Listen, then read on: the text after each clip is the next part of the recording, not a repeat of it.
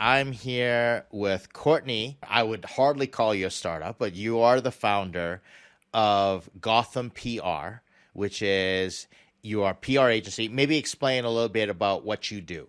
Sure. We are a 20-year global firm at this point. We started as a startup, which is why I'm here today to walk people through how PR and marketing works, both from an elementary and a more sophisticated standpoint. So, yes, we work across industries, but more specifically in development, tech, and design. Work with a lot of brands as well. That's just a very elementary. Great. And so we've been collaborating for months now in terms of working together with startups and founders. And you've been so generous in giving out just a whole bunch of free advice. And so I said, let's just get Courtney on to a podcast here and record and, kind of put all the information together so that everybody can just listen to it and get some ideas in terms of how to approach PR as a founder of a startup. So how about we start off, what types of experiences have you had with startups and some of the magic that you've done for them? We work with startups at all stages, more typically companies that have already undergone their branding exercise and their funding. And so they come to us and look for an annual marketing plan or even something that could ramp up as quickly as 3 months to stand up a business. I'll give you an example of a company that you, Ed, actually referred us to via startups.com based in Miami. And that company has grown leaps and bounds, not only in terms of the way that they are interfacing with prospective investors, but also manufacturing an actual product locally. So it's extremely exciting to be around that kind of energy, right? And that intensity of a founder that really is driven to get a product to market. So that's always going to be something that we're excited to be involved with from a marketing and PR standpoint, not least of which there are so many touch points, and this particular product is in the wellness category. So that is very quickly expanding, as you likely know, nationally. And one of the benefits that I've seen from founders that you've interacted with, you kind of give them a boost. Like they have more confidence because you're talking to them about their PR prospects and what have you. So they get really energized by working with you. And I think that seems to be an effect that PR or even exploring PR can have. I think with the right partner, right, as in any endeavor, and again, that's why I like working with you, Ed, because you are positive, you always see opportunity, you look at the upside, and I love to be around energetic, really smart, visionary people. And again, we cannot do the magic for everyone, but in this particular example, this is a highly motivated self-starter that's essentially bootstrapping as a brand and as a founder. And I really admire that because I did that myself and grew a very successful business. So I look at myself as chief motivator as much as I do a CEO, right? So our job is always to inspire and to look at the really big picture, like an eagle's eye view, and really come up with ideas that even founders have not yet thought of, right? So that's a great role that marketing plays, is sort of seeing where a market, a firm, a service can function outside the realm of maybe even what the founder initially conceived. Then what are the benefits? Like we talk to founders and we say, hey, consider PR. Some founders automatically start thinking about PR. What are the founders' benefits? Like what advantages can PR provide a founder and the reason they should be considering doing PR? Well, first of all, awareness in the marketplace, right? So interfacing with the public, media and or publications of any kind need to necessarily see a benefit to the public. So there's always sort of this problem solution. What does your product or your service address that is missing currently in the market, right? To merit coverage, quite frankly.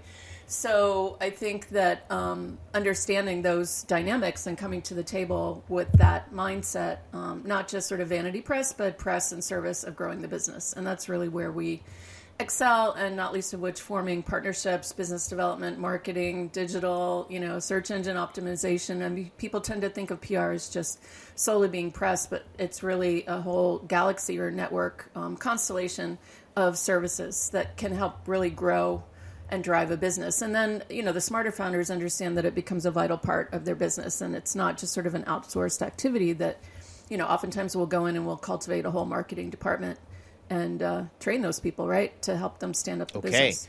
So you're saying it's not just press, it's not press relations, it's public relations. So you take a holistic approach. That's a constellation that you've been talking about. What's vanity press? Interesting that you brought that up. What is vanity press? Well, yeah, I mean, I think that's what I would refer to as publicity, and there's nothing wrong with it, right? Like when you see a movie premiere and then all of a sudden you see an actor or whomever the lead is splashed across every kind of entertainment media and sometimes, your feed, depending on what you're looking at on a daily basis, right? So I guess you could argue that that helps drive business in that it puts, ticket sales and people in seats and raising attention and awareness. But I think, when you're talking about business to business, or particularly this founder group, the kind of press that they would need really has to be segmented or focused in a way that helps them grow their business. And I'll use another example of someone I think I met in one of your founder groups. I can't remember specifically because there are many of them, all of which have their own value. But this particular person was starting up a business that focused on dog parks, and she wanted some PR advice. And I've since connected with her on LinkedIn, and she's published all these great pieces. So,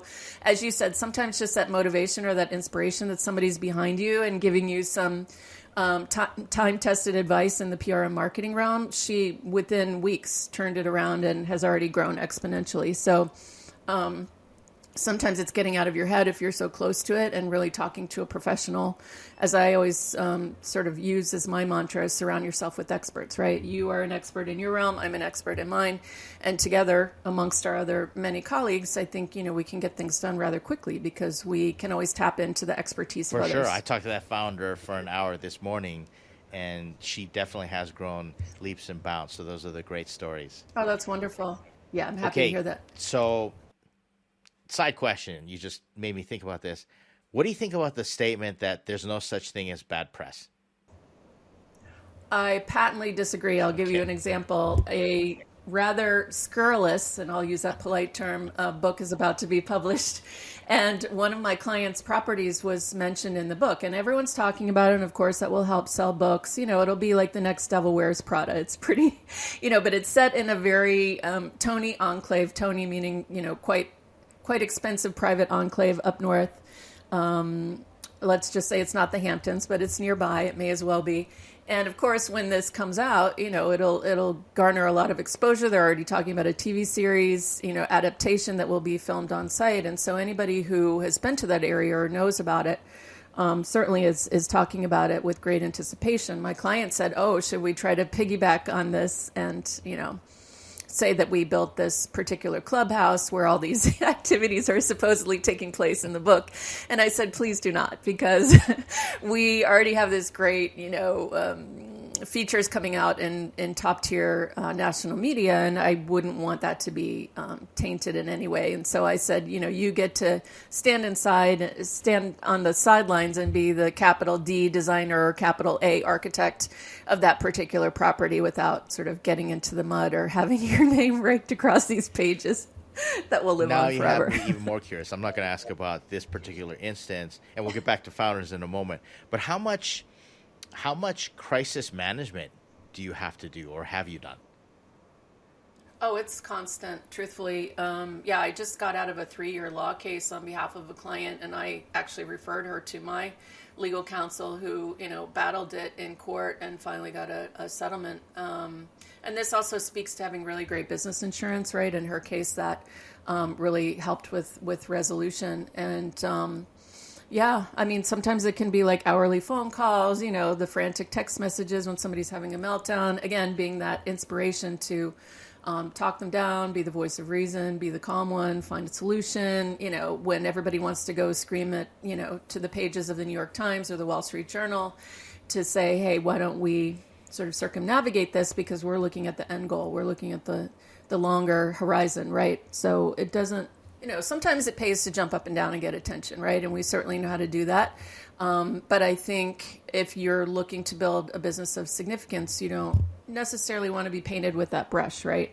And that is a very New York, LA centric kind of way of operating and thinking. So, again, being that, I did have that crisis training before I started my own agency. And so it was valuable learning how to do that and how to manage that process. So hopefully none of these startups will get to that point, but it can feel that way at times, certainly. For sure. I had a founder that got in a real messy PR jam, and then he tried to talk himself out of it. So he tried to manage it himself on Twitter, and he just kept digging his own grave. And we know how contentious what Twitter can be like. And then yes, and also the speed of communications, to your point. It's kind of like you respond to one thing and then 500 other clicks have occurred and statements have been made. So, yeah, that's a slippery slope. That's not a winning proposition. Yes, and this founder, some people may know who I'm talking about. I tried to reach out to him while he was going through all this. Was not successful, but a $20 million a year business completely down the tubes almost overnight. Right? Oh, no. That's so these are the things that we have to think about. And, stuff happens, but let's get back to kind of founders. Tell me, in your experience, what's the biggest upside that you've seen for a founder and a startup with the right PR? Let's talk about the glory. Let's talk about the crown jewel. Oh, yes, absolutely. I mean, we all celebrate when that happens, right? I can give you a great recent example of a client that I've worked with over a few years, and he said, based on a New York Times feature that we secured for him, he won a multi-million-dollar new client project. And he said, this particular person, very high profile, could have hired anyone. And they did the due diligence and read through, I guess, as many different sort of choices as they could have selected, and they opted for this one. And I was very appreciative that the client told me, because, we score all kinds of great things, again, in service of the business. And then sometimes people don't mention that it has actually generated a huge amount of positive momentum for the business. So, usually the smart ones come back and say, oh, thank you very much. And X, Y, and Z was the result of this particular coverage. So it does work, again, in service of driving the business and awareness. So good work begets good work and further investment, right? So again, we all celebrate when that happens. And that's the glory part of PR, right? And then other aspects are those daily communications that you're referring to, where I think through media training, not only do we help clients interface with actual media outlets, but also in terms of business development, right? So you start using select language when you're going into a meeting, or when you're in a team setting, or when you're in different perspective environments, and you see that yields dividends, right? So I'm a big fan of word economy and choosing words very carefully because they have power. What about PR correlated to fundraising? Oh, yes, and very much so. I think now more than ever, and particularly because we're marketing more to Gen Z, right? The emergent, biggest probably workforce in the history, at least of North America, I would guess around the world as well.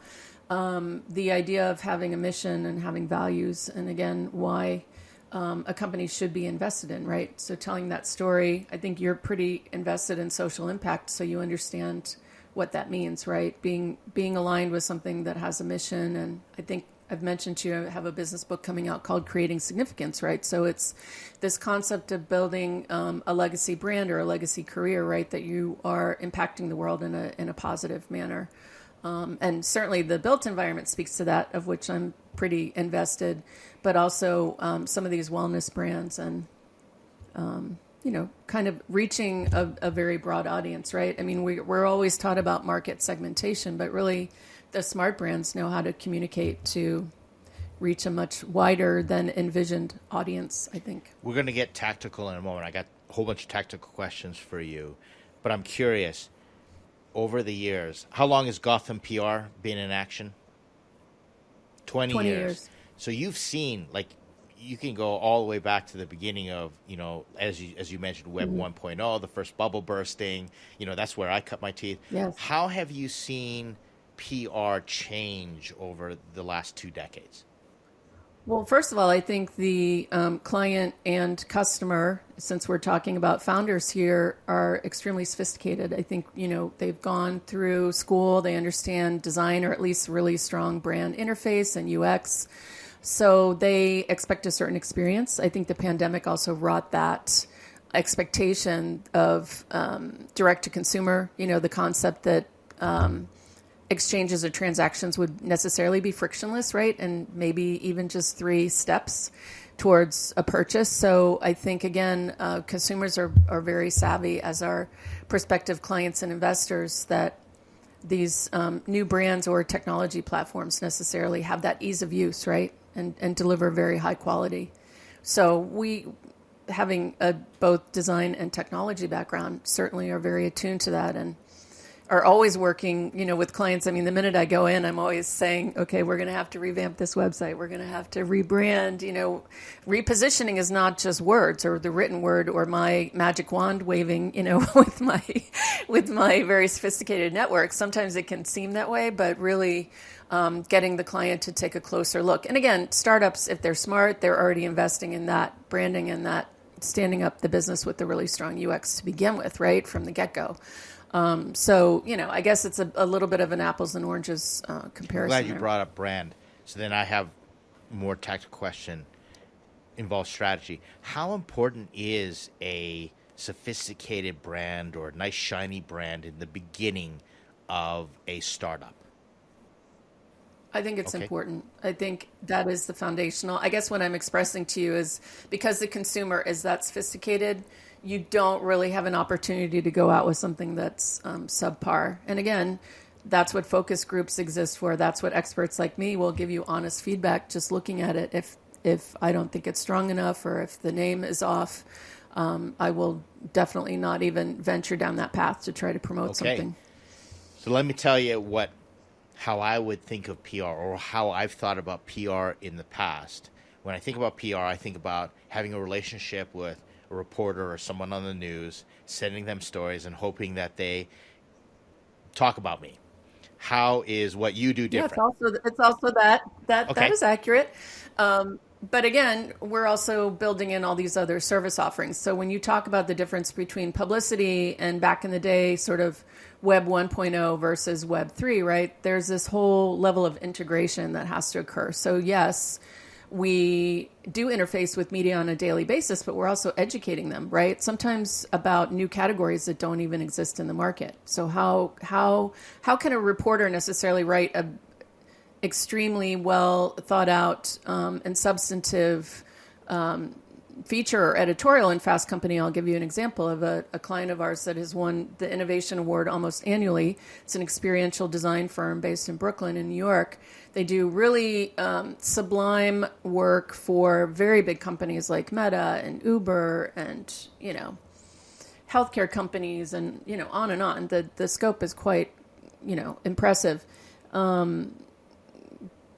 The concept of explaining their work to even very sophisticated reporters at Fast Company was a challenge. So sometimes we have to really distill a lot of complexity into simple to understand concepts. And that's not to say that Fast Company reporters by no means don't understand complexity, but it's a lot more complicated, I think, than just picking up the phone and having a conversation with the reporter, right? So you have to create a whole media kit, collateral, why they should care, as I always like to say. What is the compelling story here? And why are these people doing such fascinating work that these huge companies are going to them to say, we need to transform our company, or we need to have this kind of experience, this feel, this understanding that is very next level of what it is we have to offer. And that's being offered through a design experience, right? So I'm not sure if I answered your question, but it's marketing a company of that magnitude, right? It's pretty nuanced. And so that's not every company, right? But I think in the realm that you're dealing with at startups, there are some very nuts and bolts kind of startups, and then there are others that are probably pretty complex or intricate, that, and I know, for example, there's a whole sustainability initiative focused on climate change and, very next level, next wave, progressive kind of startups that I'm excited to see where that goes, right? So part of why I think people come to us is being really smart and being able to tap into very complex, we're working with engineers and creative directors and architects, and, it can get quite technical, but the ability to think empirically, but also be super creative, I think, is sort of our sweet spot. And I wouldn't say that's true of many PR companies, truthfully. Okay, that's what I appreciate about you. I've seen you spend time with founders, actually helping them identify their story, clarify it, shape it, mold it, so it does have impact. So it's not just who you talk to, but it's how you talk to them and what you say to them that's going to move the needle for That's PR. right. That's right. And I mean, truthfully, any founder is going to be their own best spokesperson. Gotcha.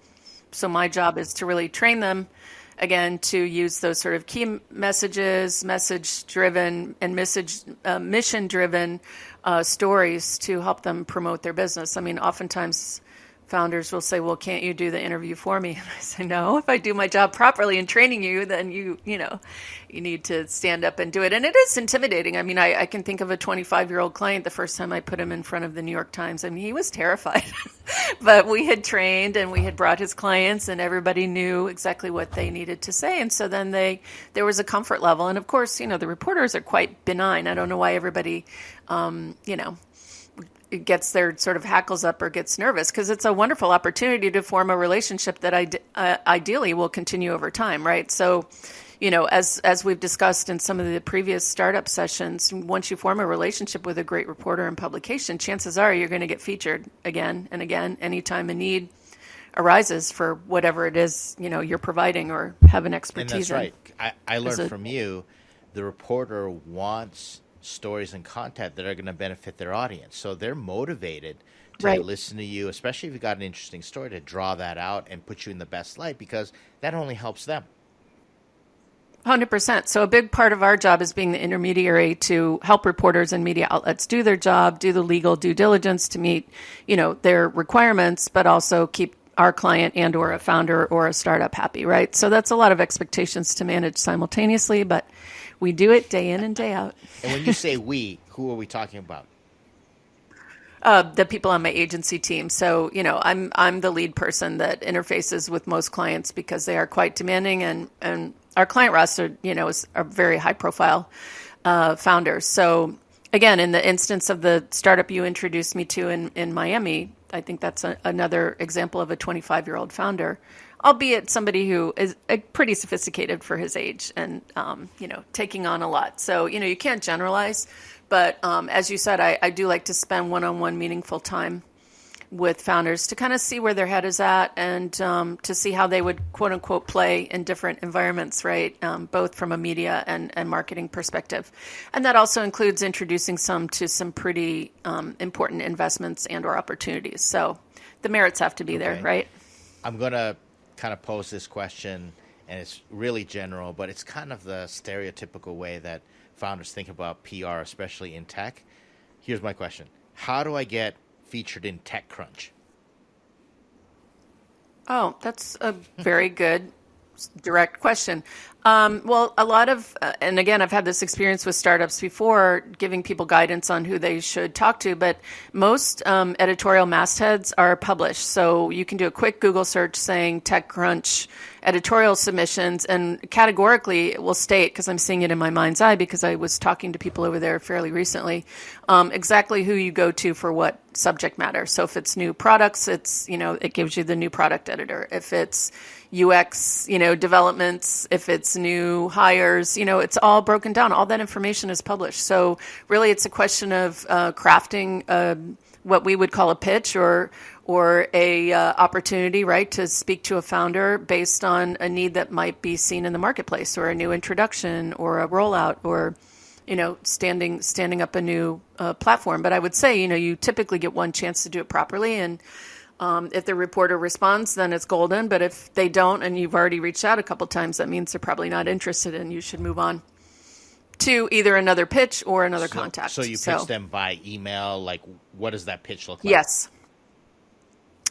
Well, again, I think it's the problem solution dynamic. So our product service platform fills in a need in the market that has not yet been addressed, right? And I mean, it's interesting because I'm on a lot of different networking platforms, and a technology reporter just yesterday pointed out, and this is germane to exactly what we're talking about. If you are talking about offering a solution, explain what that solution is, because the reporter said, I'm really tired of getting these headlines that say solution for X, Y, or Z and not fully articulating exactly what that means. So I would just say in the tech realm, you should never hesitate to be too technical, right? I mean, you don't want to dumb it down so that it doesn't have any meaning. I mean, nobody wants to get a pitch that's just marketing sort of drivel. And so I really try to stay away from buzzwords or things that are oversaturated.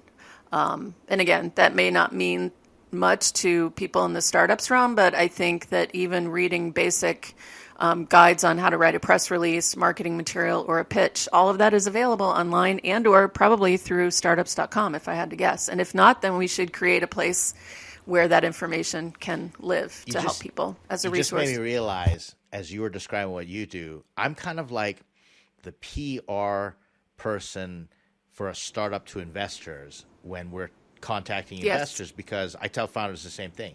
Stay out of the buzzwords, just be very straightforward, problem solution, here's our traction, here's the reason we think this fits you, and then get their attention first before getting into all the other complicated stuff that you want to say.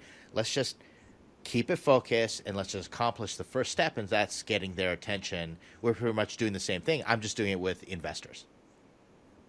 Correct. I mean, and it's that conversation, right? The first one is meaningful. So it's just getting, you're a conduit or a portal, right? As am I, into helping founders help drive their business, right? So yours is on the money side and mine is on the communication side, but mine, if communicated properly, also generates revenue. It may not be an immediate tranche of investment, but I would say that within a business quarter and definitely within two, that the service pays for itself. Okay.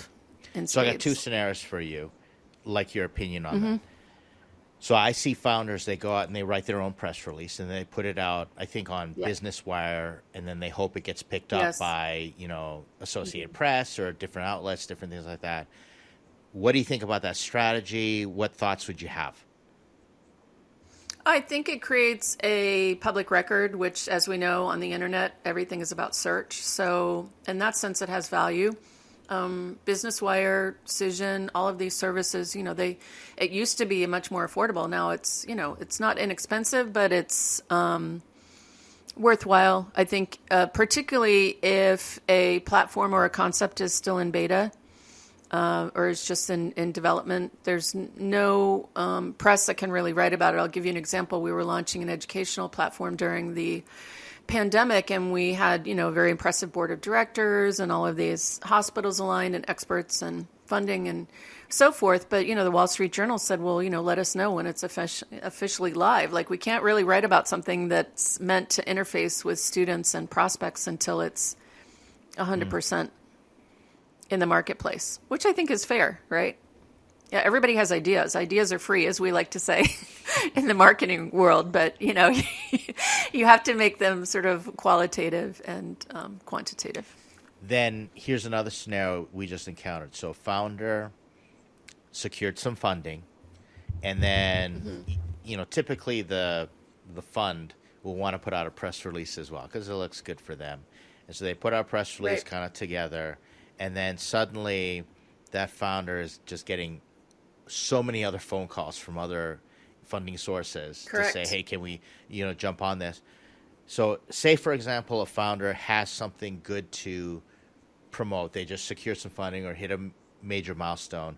What would you tell them to do to sort of parlay that or get the momentum going and snowball that into additional PR opportunities or to advance their objectives through PR? Well, that's, I think, it's a press release, certainly, but, the power of social media is really impactful. And so if these companies, and again, I don't know if they're on Instagram or where, but, even creating a blog that lives on their website, assuming they have a website, it might be premature and they, aren't even that far along, but communicating across those channels is really what helps drive search, right? So even if you publish a press release, that should then be linked to whatever social channels that, the internet is a big machine. So it's constantly aggregating data and information. And that's what really would help a founder drive their search towards the top of Google, right? Rather than being buried. And that, again, speaks to the value of branding, a good name, a compelling story. So a lot of that can be owned by the founder in the beginning without an agency's help, although an agency like mine would help amplify it, certainly. You brought up social media then. So we know the benefits of search. Put out a press release. It lives out. It can be crawled and indexed by search engines. So what is the relationship between PR and social media? Well, it's again part of that circle of life, as I like to call it, with the galaxy of services that are offered. So necessarily, the social should complement any of the other activities that are going on, either in the press, by the marketing team, even by the founder. So it may be premature if a brand hasn't officially, quote unquote, launched, right, to be pushing a lot of social media content, but certainly that mechanism should be ready to activate or stand up once the brand or the company or the service goes live. And again, it starts conversations, it creates awareness. There's a whole audience of people that go to Instagram before they go to a website. I mean, it sounds counterintuitive to maybe some of the people listening, but it is very much the case. And that includes even sometimes TikTok and some of the newer platforms. And then, there's a whole Gen Z that is divesting of a lot of platforms, and that's why you see Be Real and these other places that are coming to the forefront to communicate brands, services, technology. So it's a constantly shifting playing field, really. But yeah, social's imperative at this point, and anybody who's not involved in any kind of social dialoguing is missing out on probably 50% of their business. So social media, 50%. Of what you're trying to accomplish. You brought up an interesting point. I didn't even think about this, but one trend that I've been following is sort of the distrust in mainstream media, if we're going to use the term legacy media. Unfortunately, yes, or fortunately, I don't know. So how is that affect? Like I'm watching different like Substack. It was an interesting. There was like Medium.com. Yes, good Substack example. Substack was it's sort of like the newest thing. How is that distrust in mainstream media and people kind of cutting the cord and not watching these big broadcasters anymore, et cetera? How has that affected your work, and how would that affect a founder? It hasn't particularly, other than being aware. I like the Substack evolution. I like the fact that a lot of really high quality journalists now have their own publications, or there's Puck is a great example of a team of journalists that have worked basically at every kind of publication from Vanity Fair to the Wall Street Journal that have aligned as a group to do a deeper dive on what's going on in Washington, D.C., for example, what's going on in politics. So if anything, I don't think it takes away from mainstream media, but it helps supplement it with a closer look that a newspaper or a magazine might not be able to serve, right? It's a more granular approach. So I don't like to take the tone mistrust so much as the playing field is shifting. And that's been true, I think, historically, right? And that's what the internet hath wrought and will continue to. So, I think it's really easy to beat up on some of the bigger publications, but they do their due diligence and they stand by their stories and their reporting, right? So I do think that there's something for everyone, but you do as we're trained as journalists to trust but verify, right? So you always have to consider the source.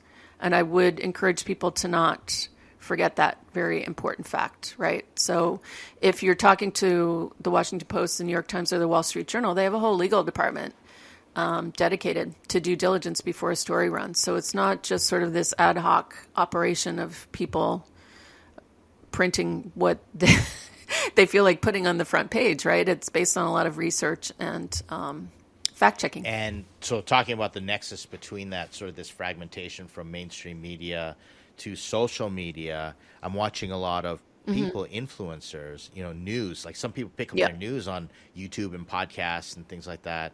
So Correct. Say I wanted my product featured or reviewed by a social media influencer, let's say on a YouTube channel. How do you go about doing that?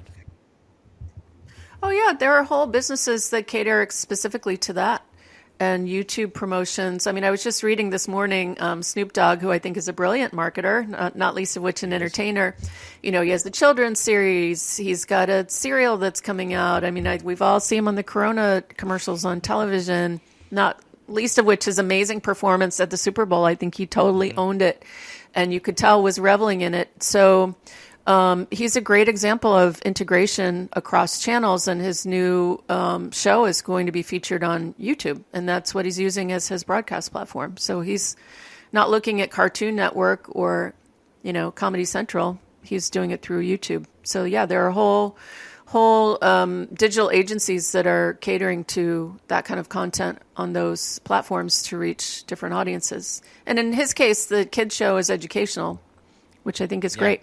Using rap to educate, to learn how to spell and read. No, I watch Snoop Dogg and I say he's Snoop Chameleon because he's able to just fit all the different platforms. And I think that's the key you're saying is you want to take a 360-degree holistic view of all the digital outlets, the platforms, the opportunities, you know, and connect them together into that circle of life. Right. And I mean, I think that's what's compelling about the metaverse. It may take a while to fully come to life or come to fruition, but you already see the smarter brands and thinkers diving into that world. And let's face it, people like you and I have been doing things for a while. You know, we like the challenge and something new and the evolution of opportunity. And fortunately, I get to work with a lot of creative talent, so they can go there really quickly. Go there, meaning mentally embrace and really commit even business dollars and focus on that realm in a way that I think not everybody has that flexibility. And so I like to use him as an example of somebody who he certainly doesn't even need to work, right? But he enjoys what he's doing and he just keeps pushing that envelope, so to speak. 100%. All right. So one more question, then I want to talk about you a little bit. If I'm a founder, regardless of what stage my startup is, how should I start the PR journey? What's the very first step? I've never done it before. What's the first step?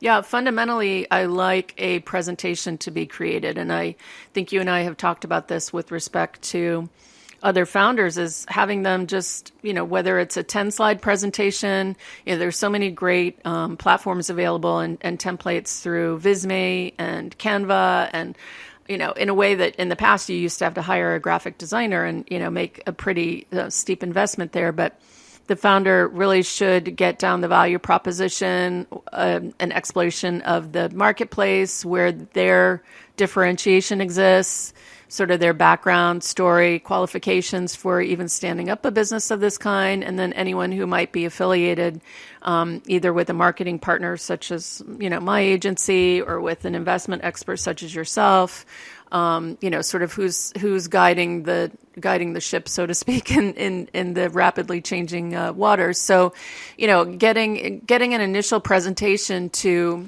someone like me indicates that person has done their research, right, and understands and is treating it as a business, as opposed to sort of I've had people make appointments with me in New York, like, we see your client roster, we see what you've done for other people, now do it for us. And meanwhile, they don't necessarily give us the tools to be able to market them properly. And or their expectations are rather grandiose or unrealistic. So I like a client that has done their homework, they've searched us out, they understand what we are capable of, but they also act as an ideal partner to help drive the business, right?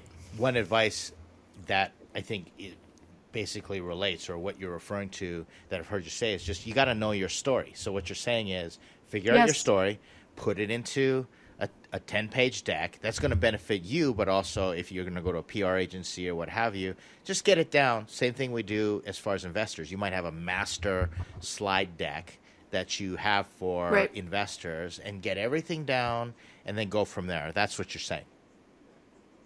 Yes, I mean, it creates value, right? So again, I like to go back to the problem solution dynamic of what does your service or what does your offering really do to make a difference, right, in people's lives, and why should a publication care enough to write about it? That's great. It's pretty simple. So let's talk about you for a moment.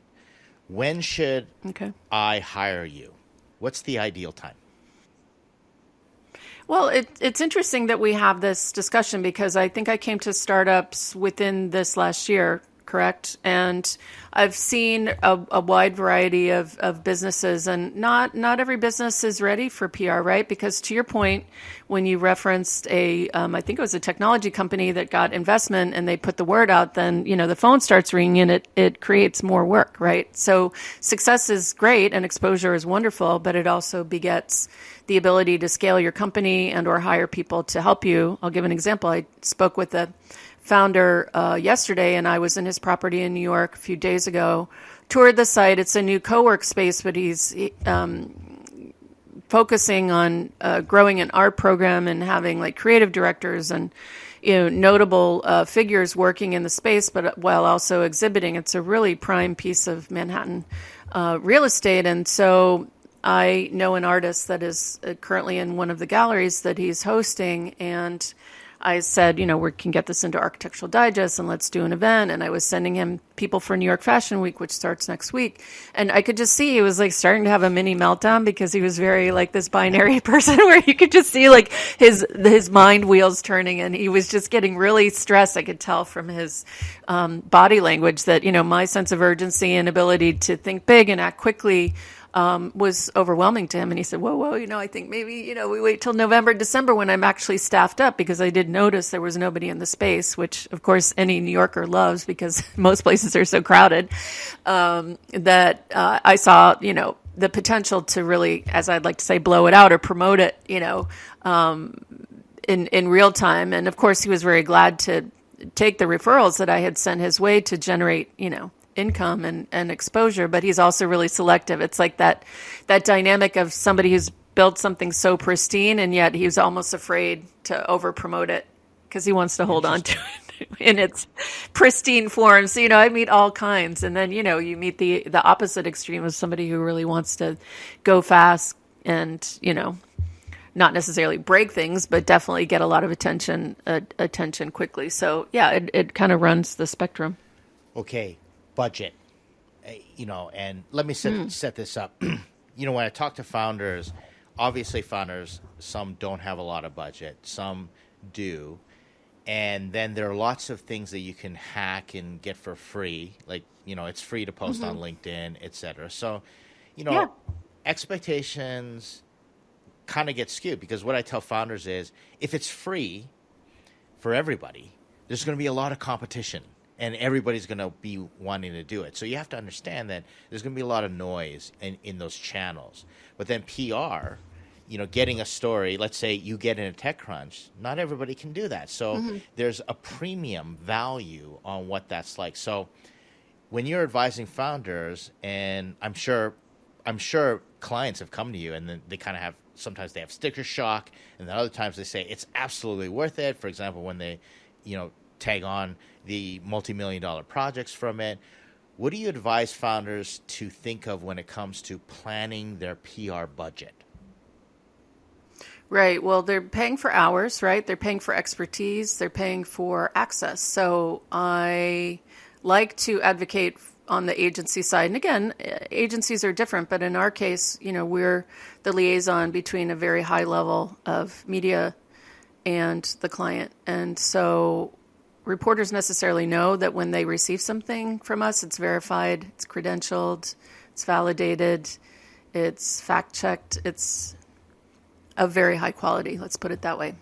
And that's why they continue to work with us. So that's the premium. And the ability to get things done and get it done expeditiously. So that's not the case in every firm, but again, there's a lot of great agencies out there. So I would encourage founders to do their research before they hire a PR firm, right? To make sure they're really specialized and they have the expertise that they say they do. I'll give you another example. There's a firm in New York that certain, new clients of ours talked to and or worked with before retaining us, and they showed us the level of work and what was achieved, and it's certainly very respectable, but it's at a very, I don't want to say nominal level, but it's at a median level in terms of quality and exposure and or effectiveness, right? So then I get called into the office and they say, we want to go to the proverbial next level. And you know what that means because I'm sure you hear it all the time too. And so I have to walk them through exactly, why they didn't get that result from the other firm. And it's as much the client or the founder's issue as it is the agency's. Because that conversation was not had, and they assumed that the service they were receiving was adequate, and it was adequate, but it wasn't the same as what we offer. And it's just different. And there should be different companies that offer different services at different levels, right? Not everybody's going to become the rock star, and sometimes it's just enough to get trade press and local business-to-business press. Same as raising investment. Correct. Last two questions. What's your book? Tell us about your book. What's your book coming out? Because, I've been curious. You've been teasing me with it for quite some time now. And then, well, that's because my editor keeps editing it. so yes. Tell us about your book, and then how should people get a hold of you if they want to reach out? Oh, great. Okay, well, I'll start with that one first. Courtney at GothamPR.com. Very simple, very straightforward. I'm also on LinkedIn under Courtney M. Lukitsch, because believe it or not, there are other Courtney Lukitches, which is always amazing to me. It's a very specific name. So the book will also be available there when it comes out. I'm publishing it with Worth Media and Simon & Schuster. The original date was slated for Q4. I think they're probably going to push it into the new year because, believe it or not, there's actually a paper shortage due to the number of books coming out in the supply chain. So that's also fine for editing purposes. The book is called Creating Significance, and it's how to build a lasting brand and career. And so that's encapsulates basically everything we've been talking about, right? From the fundamentals to great case studies of founders who, as I said, I've, started with them when they were 25 and now they're 40, and you'd see the trajectory of the business and how they have grown these legacy lasting entities. And I'm hoping that it's a great guide for entrepreneurs, as much motivational as it is kind of a anecdotal and sometimes fun look at how hard it is to build a startup and to grow a business into something that's really meaningful and lasting. I'm looking forward to it. I'm looking forward to reading my copy and eventually being in person, getting you to sign a copy, and then having you back on so we can talk about the book next time. Yes, indeed. And I would encourage any founder to either contact you or me with even the smallest of questions, because I like to leave people with the idea that, somebody will always give you feedback, usually meaningful feedback. People say yes more than they say no. And so I think that's the great thing about startups. Courtney, as always, this has been fantastic. I always look forward to our interactions and our chats. So let's do it again soon. As do I, and we will. Thank you so much.